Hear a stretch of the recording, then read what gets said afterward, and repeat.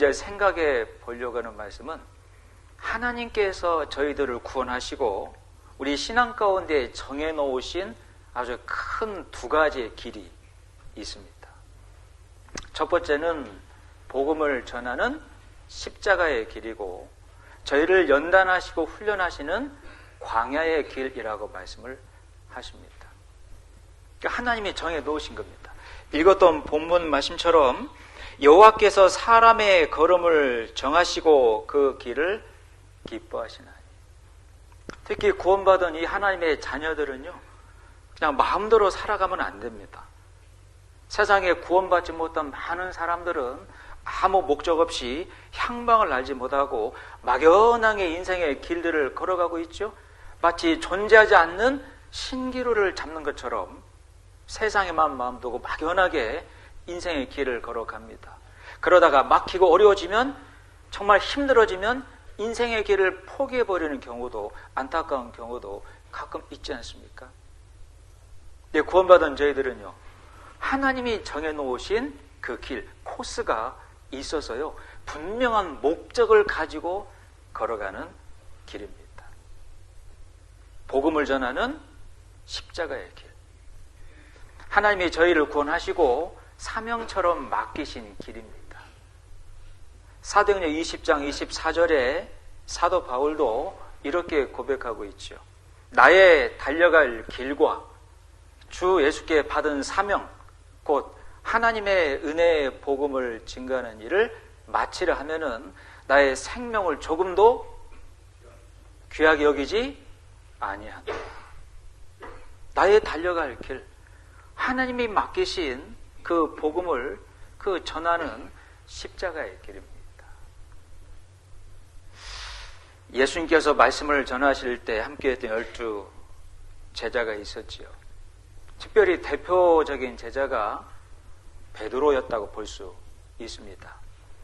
3년 반의 공생의 기간 동안에 가장 많이 데리고 다니셨고 가장 많은 말씀과 이적, 기적을 말씀하시고 보이셨던, 또 듣고 경험했던 제자 베드로. 이 베드로가 주님을 만나 교제할 때 질문들을 많이 했습니다.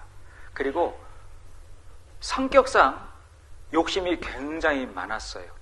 갈릴리 바닷가에서 물고기를 잡던 어부였죠. 주님을 만나 물고기 잡던 일을 그만두고 이제 사람을 낚는 어부가 되기 위해서 따라다닐 때 이왕 하는 거 열정적으로 하고 싶어 했습니다. 가까이에서 주님을 따라가고 싶어 했어요. 그런데 주님이 베드로에게 맡기시는 그 길은 평탄한 길이 아닙니다.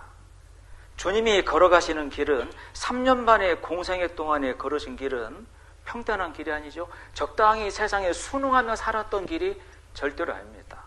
십자가를 짊어지고 골고다 언덕에 올라가 6시간 동안에 온몸의 피를 다 쏟으시는 고난의 길이었어요. 십자가의 길이었습니다. 고난이 있고 아픔이 있고 고통이 있었지만 세상 많은 사람들에게 생명을 주시는 엄청난 영광의 길을 걸어갔어요. 세상 말 가운데에도 no pains, no gains, no pains, no crown. 고통이 없이, 고난 없이 영광도 없고 멸관도 없다는 겁니다. 세상의 논리 가운데도 그렇죠. 운동 경기 가운데 금메달을 따려면 고통과 고난을 겪어야 됩니다. 연단과 훈련을 받아야 됩니다. 그 길을 4년 동안 걸어가지 않으면 올림픽의 금메달 영광은 받을 수 없지요. 네, 베드로, 내가 주님을 가까이 따라가겠습니다. 네가 지금은 내 길을 따라올 수 없다. 주님, 어디로 가시나이까? 라틴 말로 쿠어 바디스 도미네. 요한복음 13장 한번 봐볼까요? 하나님이 구원받은 자녀들에게 정해놓으신 길, 복음을 전하는 십자가의 길. 주님이 그 길을 걸어가셨고 제자들에게도 그 길을 따라오도록 명하신 겁니다. 36절입니다. 시몬 베드로가 가로되 주여 어디로 가시나이까? 아주 중요한 질문입니다. 주님, 지금 어디로 가고 계시는 겁니까? 주님의 마음에는 어떤 것이 있는 겁니까? 주님은 어떤 일을 하시길 원하는 겁니까? 주님은 어떤 일을 하고 계시는 건가요? 여러분, 이 질문을 저희 신앙 가운데 항상 해야 됩니다. 왜냐하면 내가 구원받고 어떤 길을 걸어가고 있는지, 어떤 길을 걸어가 될지를 답을 얻을 수 있는 중요한 질문입니다. 여러분이 주님을 만날 때까지 인생의 신앙의 길, 무엇을 위해서 어떤 길을 지금 걸어가고 있습니까? 뭐가 정답이죠? 주님이 가신 길을 따라가는 게 그게 정답이에요. 질문해야죠. 주여, 어디로 가시나이까? Quo vadis Domine. 베드로는 욕심이 있었어요. 주님을 따라가고 싶었습니다. 36절을 다시 보죠. 시몬 베드로가 가로되 주여 어디로 가시나이까? 예수께서 대답하실 때 나의 가는 곳에 내가 지금은 따라올 수 없으나 후에는 따라오리라. 베드로가 가로되 주여 내가 지금은 어찌하여 따를 수 없나이까? 주를 위하여 내 목숨을 버리겠나이다. 예수께서 대답하실 때 네가 나를 위하여 네 목숨을 버리겠느냐? 내가 진실로 진실로 내게 이르노니 닭 울기 전에 내가 3번 나를 부인하리라. 지금은 네가 나를 따라올 수 없다. 그 고난의 길, 십자가의 길은 주님처럼 정말로 뜨거운 마음을 가진 자만이 따라갈 수 있어요. 주님의 뜨거운 그 사랑을 받은 자만이, 그 사랑 깨닫고 구원을 받은 자만이 그 길을 따라갈 수 있는 겁니다. 지금은 네가 나를 따라올 수 없으니 아직 베드로야, 네가 내 사랑을 받은 적이 없다. 내가 주님을 위해서 목숨까지 버릴 준비가 되었나이다. 네가 나를 위해 목숨 버린다고? 닭이 3번 울기 전 너 나 부인하고 맹세하며 저주하고 도망갈 기다. 아직 주님이 베드로 위해서 십자가에서 목숨 바쳐 죽어주지 않았는데 베드로가 어떻게 주님을 위해서 죽을 수가 있어요? 그 십자가의 사랑을 아직 받은 적이 없는데 어떻게 그 십자가의 길을 걸어갈 수 있냐는 겁니다. 실제 주님이 유대 군병들에게 잡혀갈 때 베드로 어떠했습니까? 도망가 버렸습니다. 양심이 찔리니까 멀찍이 거리 유지하고 포듯이 주님을 잡혀가는 그 모습을 따라갔지요.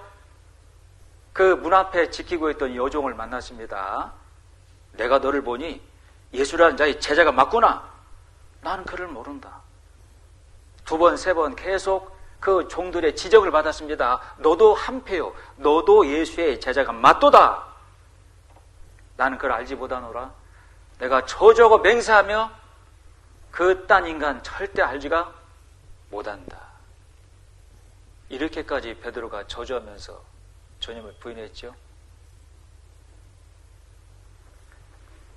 주님의 사랑을 받아 영혼을 바라보는 뜨거운 마음을 가지지 않으면 절대 그 고난의 십자가의 길을 걸어갈 수는 없다는 겁니다. 나중에 베드로가 회개하고 주님이 십자가에서 못 박혀 돌아가신 이후에 부활하신 주님을 만나 그때 비로소 베드로가 주님의 사랑을 깨닫고 구원을 받습니다. 부활하신 주님이 베드로 만나서 그 사랑을 깨닫게 하시고 3번을 질문하죠. 이제 베드로야, 네가 나를 사랑하느냐? 사랑하느냐? 사랑하느냐? 이 모든 것, 이 모든 사람들보다 나를 더 사랑하느냐? 이제는 나를 따라오너라. 네가 지금까지는 네가 원하는 곳에 이 가슴에 띠띠고 네 마음대로 살았거니와 이제는 주님의 자녀가 되었으니 네가 원치 않는 곳으로도 가게 되리니 그곳에서 네가 2 팔을 벌리리라. 베드로야, 나를 따라오너라. 그때 베드로가 주님을 따라가지 않습니까? 정말 목숨 걸고 따라가지요. 십자가에 거꾸로 매달려 순교를 당할 때까지 복음을 전하며 그 십자가의 길을 온전히 걸어갔습니다. 주님은 베드로에게 구원받은 이후에 이제 정한 길이 있다라고 말씀했습니다. 정한 코스가 있다고 말씀하신 거예요.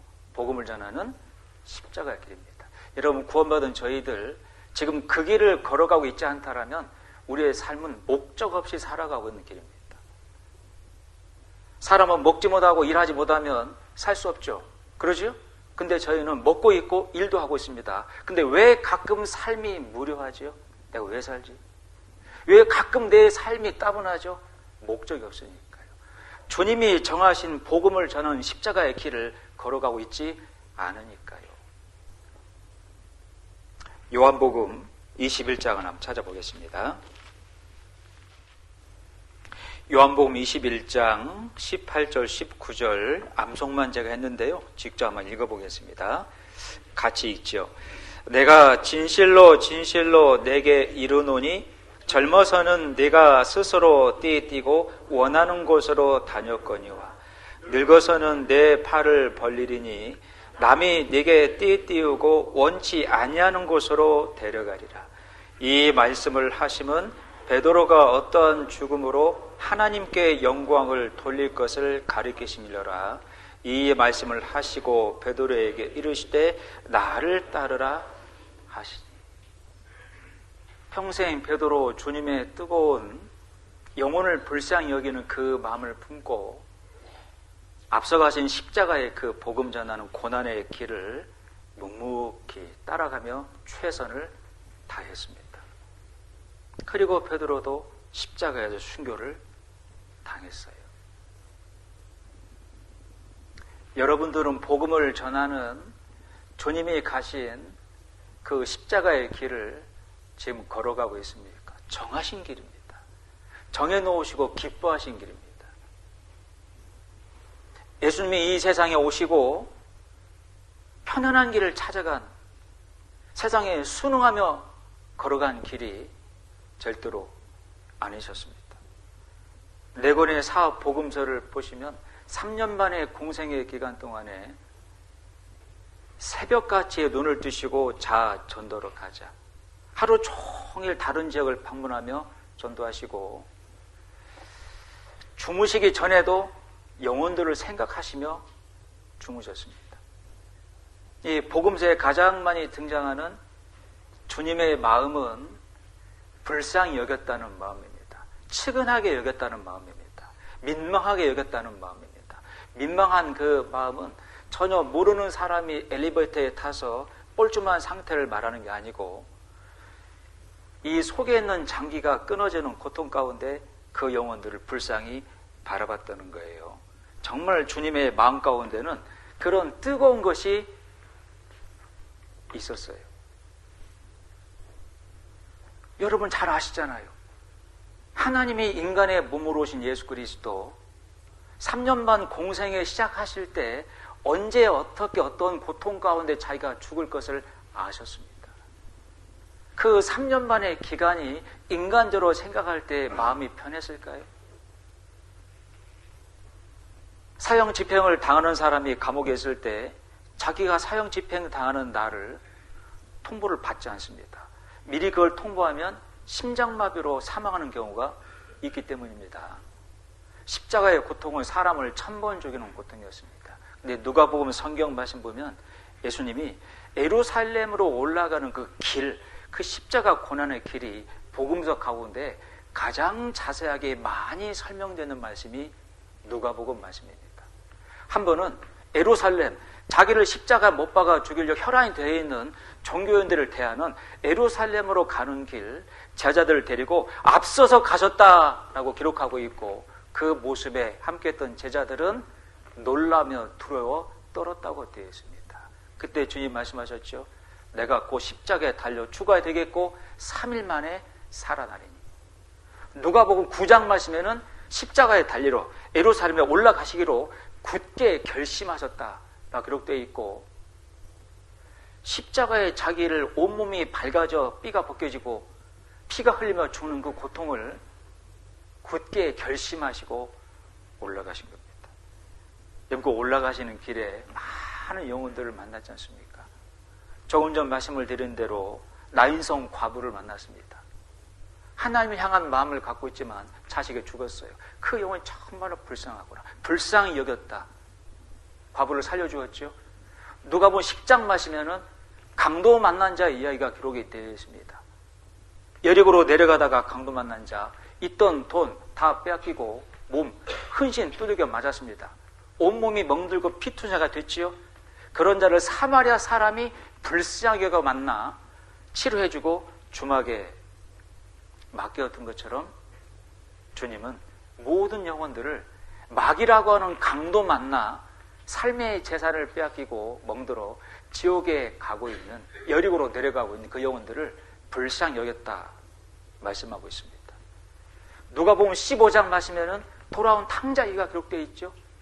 어리석은 철없는 자식이 부모님에게 받을 재산을 미리 받아다가 허랑방탕 다 허비해버렸습니다. 다 탕진해버렸죠. 아버지의 집에는 먹을 것도 많이 있고 일꾼이 많으니 아버지의 집으로 돌아가자. 돌아오는 그 탕자, 그 자식을 아버지 치근히 여겨 얼싸안고 받아주었다 기록되어 있죠.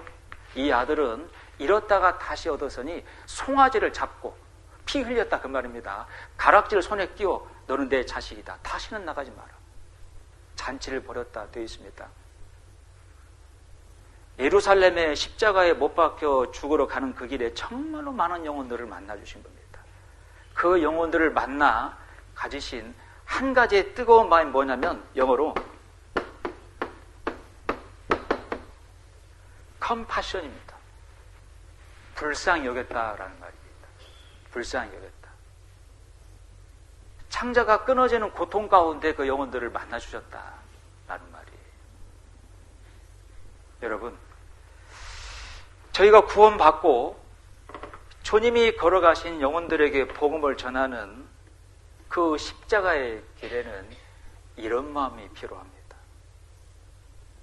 고린도전서 2장 16절 말씀에 너희가 예수 그리스도의 마음을 가졌느니라. 영혼들을 정말 불쌍히 여기는 마음, 뜨거워진 마음. 여러분 그거 아세요? 여러분들의 마음이 뜨거워지지 않으면 절대 전도 안 한다는 사실.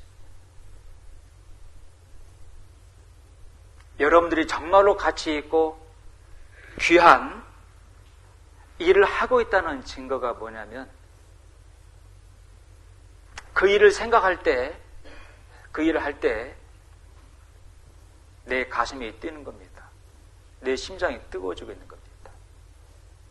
여러분들은 어떤 일을 생각하고 어떤 일을 할 때 가슴이 뜹니까? 심장이 뜨거워집니까? 내가 정말로 그 일을 생각하고 정말로 그 일을 하고 있는 것은 그 일 때문에 내 가슴이 뛰고 그 일 때문에 내 심장이 뜨거워지는 거잖아요. 가슴을 뛰게 하고 심장을 뜨거워지게 하는 그 일이 어떤 일이세요? 여러분들. 지난 구역 모임 때 어떤 청년 자매가 이런 간증을 했습니다. 주변에 친구들이 많이 있는데 그 친구들에게 복음을 전해야 되겠다라는 생각을 하게 된 겁니다. 그리고 그 친구들에게 복음을 전하지 않으므로 훗날 그 친구들이 지옥에 갔을 때 그 절규하는 울부짖는 그 소리를 미리 생각을 해봤다는 거예요. 자신이 얼마나 원망하고 있을까? 자신이 얼마나 저주하게 될까? 네가 구원받은 사람이었잖아. 네가 하나님에게 사랑을 받은 그 사랑을 깨달은 자였잖아. 너는 내 친구였는데 왜 나에게 그 복음을 전하지 않았냐고. 난 한 번도 너를 통해 그 복음을 들은 적이 없다고. 지옥에서 고통받을 그 울부짖을 그 친구의 안타까운 모습을 생각하니까 가슴이 뜨거워진다는 거예요. 에스겔 성경 말씀에는 너희가 복음을 전하지 않으므로 그 사람들이 지옥에 가게 되면 형벌을 받게 되면 그 핏값을 너에게서 찾겠다라고 말씀을 하셨습니다. 에스겔 선지자는 마음이 뜨거워졌습니다. 에레미야 선지자도 마음이 뜨거워졌습니다. 하나님의 말씀을 듣지 못하고 하나님에게 돌아오지 않으므로 그 우상을 숭배한 죄에서 심판받고 멸망을 받는 그 형벌의 그 경보와 모습을 미리 봤기 때문입니다. 여러분 그런 모습을 보고 들은 사람 가운데 가슴이 먹먹하니 차가워질 사람이 어디 있겠어요? 그러니 누가복음 16장 말씀에는 예수님이 직접 지옥가에 있는 부자와 천국가에 있는 나사로 이야기를 꺼내신 겁니다. 지옥가 있는 부자 얼마나 절규하면서 흐느끼며 외칩니까? 주님, 저 천국가 있는 나사로 살려다가 아직 세상에 살아있는 내 형제 5이 있으니 그들에게 보내요. 이 지독한 이 무서운 형벌 가운데 오지 않도록 하나님 도와주소서. 여러분, 그 모습을 왜 주님이 말씀하신 겁니까? 우리 마음에도 그 영혼들을 바라보며 그 영혼들에게 복음을 전해야 되는, 그들이 복음을 듣지 못하고 갈 지옥 형벌을 생각해보며 가슴이 뜨거워져야 된다, 그 말입니다. 여러분, 가슴이 뜨거워지지 않으면 절대 복음 전하지 않아요. 그 일을 생각 안 합니다. 세상의 짐승 가운데 가장 차가운 짐승이 뱀이라고 알려져 있습니다. 왜냐하면 피가 차가워요. 모든 생명의 피는 따뜻한 온기를 갖고 있지만 뱀의 피는 차갑습니다. 마귀의 상징이죠. 마귀는 우리들의 신앙 가운데, 인생의 길 가운데 뜨거운 마음을 다 식혀놓습니다. 세상의 그 무언가로. 하나님이 저희를 사랑하시고 먼저 권해주신 첫 번째 목적은, 맡기신 사명은 만민에게 다니며 복음을 전파하라. 이 복음을 전파하는 길입니다. 사람을 낚는 어부가 되거라. 근데 그 십자가의 길을 저는 걸어가지 않고 마냥 세상에만 마음 두고 세상의 길만 걸어갈 때가 있어요. 마음이 식어져 있는 겁니다. 이 예레미야도 어렸을 때 하나님에게 부름을 받고 많은 위기들이 있었습니다. 어린 나이에 부름 받았으니 사람들이 이 예레미야 말을 잘 들었겠습니까? 심지어 친구들마저도 네가 언제까지 그러는지 보자라고 조롱했다 기록되어 있는데, 왜 끝까지 말씀을 전하는 걸 포기하지 않고 선포했을까요? 마음이, 가슴이 뜨거워진 겁니다. 여기 뒤에 31절도 한번 보시죠. 31절 같이 읽겠습니다. 내가 소리를 들은즉 여인의 해산하는 소리 같고 초산하는 자의 고통하는 소리 같으니 이는 딸 시온의 소리가 그가 헐떡이며 그 손을 펴고 이르기를 내게 화 있도다, 살육하는 자를 인하여 나의 심령이 피곤하도다 하는도다. 여자의 해산할 때 그 울부짖는 고통의 소리, 특히 초산하는 자의 해산의 그 고통의 소리가 크다고 하지 않습니까? 심판받을 백성들의 그 고통의 소리를 미리 들은 예레미야, 정말 심령이 피곤했습니다. 그냥 가만히 있을 수가 없는 거예요. 여기 뒤에 예레미야 애가 성경 말씀 보겠습니다. 예레미야 애가 2장 11절 12절입니다. 내 눈이 눈물에 상하며 내 창자가 끓으며 내 간이 땅에 쏟아졌으니 이는 처녀 내 백성이 패망하여 어린 자녀와 젖먹는 아이들이 성읍 길거리에 혼미함이로다. 정말 비참한 상황이죠. 어린아이마저도 길거리에서 혼미하며 쓰러져 가고 있는 이런 그 동족들의 비참한 심판의 모습을 바라볼 때 이 창자가 끊어진다, 그 말입니다. 그런 고통이 있다, 그 말입니다. 애간장이 탄다는 말을 하지 않습니까? 애가 끓는다는 말을 하지 않습니까? 애절하다라는 말이 있지 않습니까? 애라는 말이 간장이라는 말입니다. 속에 있는 장기를 말하는 거죠.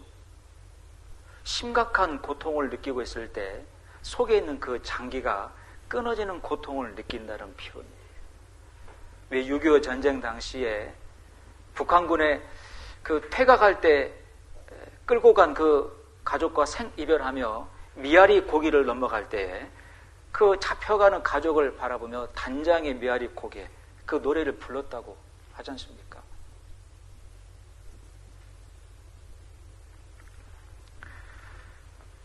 우리가 구원받고 주님을 만날 때까지 이 복음을 전하는 십자가의 길을 반드시 걸어가야 됩니다. 아직 구원을 받지 못한 가족들, 여러분들의 지인들, 결국 그들이 도착하게 되는 인생의 결말이 어떠한지를 먼저 생각해 본다라면 내 마음이 뜨거워질 수밖에 없지 않습니까? 여기 12절도 보겠습니다.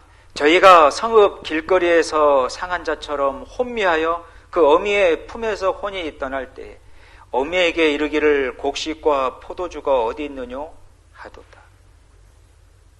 에레미야는 눈물의 선지자입니다. 그 영혼들을 바라보며 불쌍히 여기고 그 주님의 마음으로 하나님의 말씀을 선포했던 얼마나 눈물을 많이 흘렸는지 에레미야 애가라고 하는 성경 한 권이 기록이 될 정도였습니다.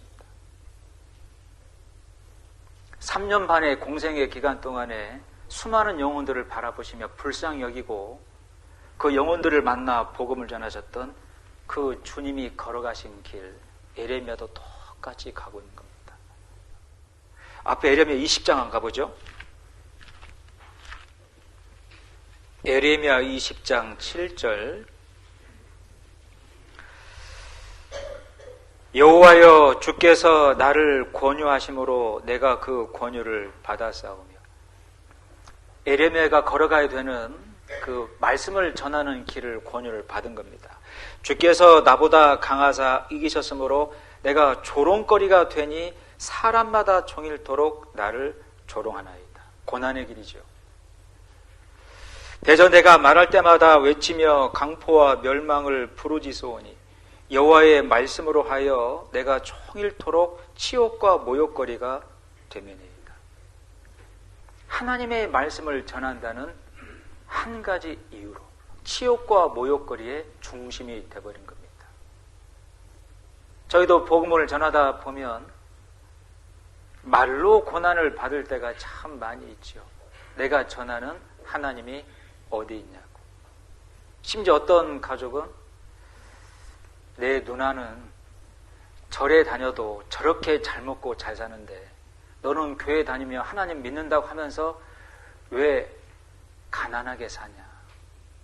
뭐라고 한마디 대답을 할 수 없는, 대답을 하면 변명처럼 들리며 하나님의 이름에 욕됨이 될 것 같은, 정말 말로 받는 그런 고난도 적지 않습니다. 비록 세상에 가난하게 살고 있지만 영원한 천국의 소망과 영원한 소망들을 가진 실상은 네가 부유한 자니라. 아직 그 사실을 모르는 그 부모, 가족들 사이에, 형제 자매들 사이에 살고 있는 모습으로만 비교하며 말로 고난을 또 줄 때가 있죠. 그런다 할지라도 그 부모님에게 복음을 전하는 그 십자가의 길을 포기할 수는 없는 거다, 그 말입니다. 왜 그렇죠? 사망으로 끌려가고 있지 않습니까? 그 부모님의 인생의 결국이 어떠할지를 미리 생각해 볼 수 있지 않습니까? 에레미야가 그런 마음을 갖고 있었습니다. 9절 말씀은 같이 읽겠습니다. 내가 다시는 여호와를 선포하지 아니하며 그 이름으로 말하지 아니하리라 하면 나의 중심이 불 붙는 것 같아서 골수에 사무치니 답답하여 견딜 수 없나이다. 나의 중심이 불 붙는 것 같아서. 에레미야의 마음에 왜 무엇 때문에 불이 붙은 거죠? 원통하고 화가 나고 분하고 그래서 불이 붙은 겁니까? 아니잖아요. 친했던 친구들마저도 인정하지 않고 조롱하며 윽박을 질렀습니다. 그런데 할지라도 그 영혼을 바라볼 때, 심판받고 형벌에 처할 모습을 바라볼 때 마음이 너무나 뜨거운 겁니다. 중심이 불 붙는 것 같아서 골수에 사무치니 답답하여 이 말씀을 전하지 않으면 내가 견딜 수 없나이다. 그런 마음 가지고 있어야 전도되지 않습니까? 그런 마음 가지고 있어야 전도하러 가지 않습니까? 여러분, 결국은요, 내 마음에 뜨거운 것을 말하게 돼 있고 내 마음에 뜨거운 일을 하게 돼 있어요. 결국 그렇습니다. 여러분, 저희들 구원받고 저희들의 삶의 목적은 완전히 바뀌어져 있습니다. 누구든지 그리스도 안에 있으면 새로운 피조물이라. 이전 것은 지나갔으니 보라 새 것이 되었도다. 새 것이 되었다는 말씀은 완전히 주님 안에서 구원받아 새로운 자녀 창조물이 되었다라는 뜻이어서 우리의 삶의 목적도 완전히 달라집니다. 우리가 걸어가는 인생의 길도 완전히 다른 길을 걸어가야 돼요. 복음을 전하는 그 십자가의 길, 그 길을 정하셨고 나한테 맡기셨습니다. 하나님은 그 길을 걸어가는 것을 그렇게 기뻐하셨어요. 주님이 공생을 시작하실 때 요단강에서 요한을 통해 침례를 받았습니다. 침례받고 물 위로 올라오실 때 하늘이 열렸죠. 하나님의 음성이 들렸습니다. 성령이 비둘기처럼 내려오셨습니다. 이는 내 사랑하는 자요 내 기뻐하는 아들이라. 주님이 걸어가시는 십자가의 길을 정해 놓으시고 하나님은 정말로 기뻐하신 거죠. 성령님이 내려와 그 길을 도왔습니다. 그 3년 반의 공생의 기간은 고난의 길, 십자가의 길이었지만 영혼들을 살리는 영광의 길이어서 누가복음 9장 성경 말씀 보면 누구든지 나를 따라오려거든 날마다 자기를 부인하고 자기 십자가를 지고 영혼을 전하는 십자가 길을 따라오너라. 그렇게 말씀했죠. 그리고 바로 변화산에 올라가서 엄청나게 영광스러운 모습으로 변화가 되셨습니다. 변화산은 헐몬산으로 알려져 있고 2000m가 넘습니다. 그 산 꼭대기에서 훗날 그리스도인들이 하나님의 자녀들이 받을 영광의 모습으로 미리 변화가 되셨어요. 그 자리에 모세가 등장했고 엘리야가 등장했습니다. 함께 동행했던 베드로가 그 모습이 너무나 기쁘고 황홀하여 하나님, 주님, 내가 산 밑으로 내려가지 않고 여기에다가 초막 셋을 짓고 하나는 주를 위하여 하나는 모세, 하나 엘리야를 위하여 여기서 그냥 살면 안 되겠습니까? 내려가라. 그리고 내 길을 걸으라. 하나님이 기뻐하시는 길을 걸으라. 이 영광은 어떤 자에게 돌아가는 거라고요? 복음을 전하는 고난이 있지만 영혼을 살리는 그 십자가의 길을 날마다 자기를 부인하고 걸어가는 자에게 그 영광이 주어진다는 것을 말씀을 하신 겁니다. 여러분, 복음을 전하는 그 고난 십자가의 길은 결국 영광의 길입니다. 그 길을 우리에게 정해 놓으셨어요. 제가 여러 번 수양회 장소에 가서 상담 지원을 하다 보니 그 영혼들을 전도한 사람들의 사연이 아주 많아요. 정말 마지막으로 생각하고 부모님을 전도한 그 딸이 있고, 요양병으로 모시기 전에 딱 한 번만 말씀 듣자고 모시고 온 할머니가 있고요. 그 영혼들을, 가족들을 전도해서 그 수양회 장소 말씀 앞에 모시고 온 분들의 마음은 생애의 마지막이라고 생각하는 마음으로 모시고 온 겁니다. 가슴이 뜨거운 거죠. 이번 기회가 아니면 언제 또 이 말씀을, 복음을 부모님에게, 할머님에게 전할 수 있을까? 하나님, 이번이 마지막으로 생각하고 모시고 왔습니다. 그런 살아있는 마음들을 보게 된다니까요. 여러분, 그 뜨거운 마음이 있기 때문에 기어이 모시고 온 겁니다. 그래서 구원받아요. 기뻐하는 가운데 집으로 돌아갑니다. 여러분들은 그 십자가의 길, 복음을 전하며 생명을 살리는 그 길을 지금 걸어가고 있습니까? 주님이 가졌던 그 마음처럼, 에레미야가 가졌던 그 마음처럼 그 영혼을 생각하며 그 영혼이 받을 형벌을 미리 생각해 보며 정말 가슴이 뜨거워지는, 심장이 뛰는, 여러분, 그런 마음을 여러분들 가지셔야 됩니다.